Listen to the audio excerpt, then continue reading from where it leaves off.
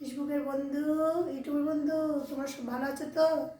এই দেখো রোজকার খাবার নিয়ে এসেছি তোমাদের সামনে, দেখে নাও তাড়াতাড়ি করে। এই যে গরম গরম ভাত, তারপরে দেখো লাল শাক কী দিয়ে করেছি জানো? শুকনো লঙ্কা, রসুন, কালো জিরে ফোড়ন দিয়ে শাকটা করেছি, লাল শাক।